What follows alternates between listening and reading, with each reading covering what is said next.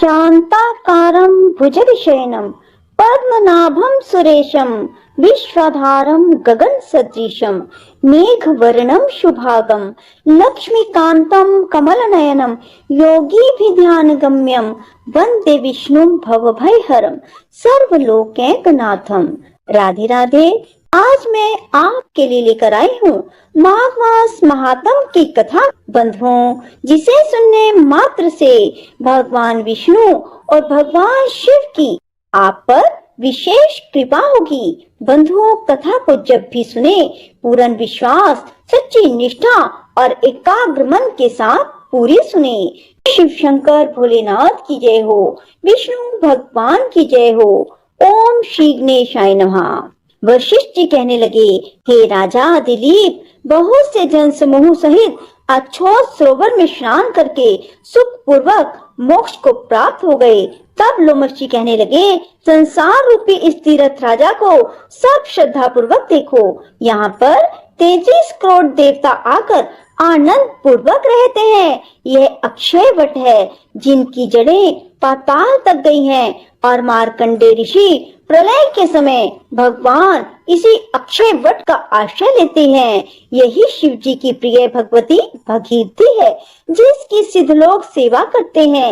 यह गंगा स्वर्ग के हेतु पताका है, इसका जल पीकर मनुष्य मुक्त हो जाते हैं। हे मुनि, सभी प्राणी इस नदी को यमुना से मिली हुई पाते हैं। इसका संगम बड़े पुण्य से प्राप्त होता है। इसके स्नान से जन्म मृत्यु रूपी दावानल से कोई नहीं तपता, परंतु ज्ञान प्राप्त करके मुक्त हो जाता है। यहाँ पर स्नान करने से सभी प्राणी बिना ज्ञान के भी मुक्त हो जाते हैं। इसलिए ब्रह्मा जी ने यहाँ यज्ञ करने की इच्छा की थी। इसी संगम में भगवान विष्णु ने स्त्री प्राप्ति की इच्छा से स्नान करके लक्ष्मी जी को प्राप्त किया।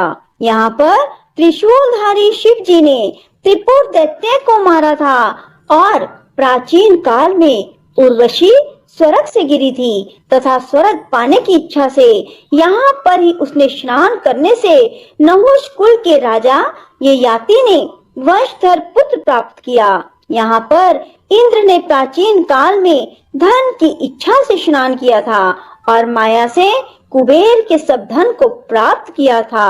प्राचीन काल में नारायण तथा नर ने हजारों वर्ष तक प्रयाग में निराहार रहकर उत्तम धर्म किया था। यहाँ से जगतशव्य सन्यासी ने महादेव जी जैसी शक्ति वाले से विजय पाई थी। अनिमा आदि योग के अति दुर्लभ ऐश्वर्य प्राप्त किए थे। इसी क्षेत्र में तपस्या करके श्री भारद्वाज सब ऋषियों में सम्मिलित हुए। जिन्होंने भी यहाँ स्नान किया, सबको स्वर्ग की प्राप्ति हुई। इसलिए हमारे विचार से तुम त्रिवेणी में स्नान करो। इस स्नान से पहले किए हुए तुम्हारे सब पाप नष्ट हो जाएंगे और संपूर्ण वैभवों को प्राप्त हो जाओगे।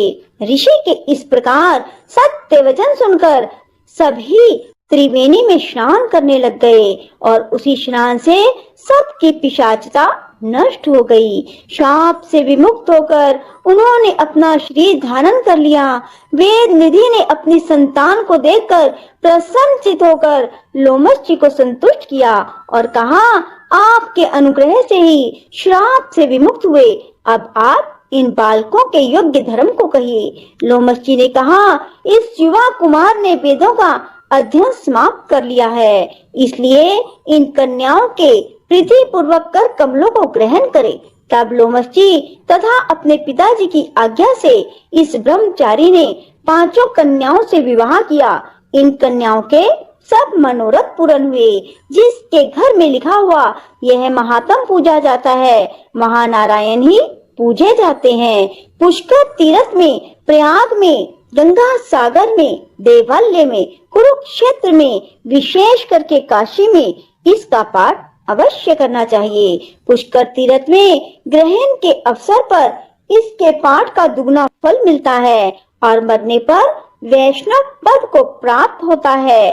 बोलो विष्णु भगवान की जय हो, शिव शंकर भोलेनाथ की जय हो। राधे राधे, जय श्री कृष्णा। बंधुओं, यदि आपको हमारी वीडियो पसंद आए तो इसे लाइक करें और शेयर भी जरूर करें।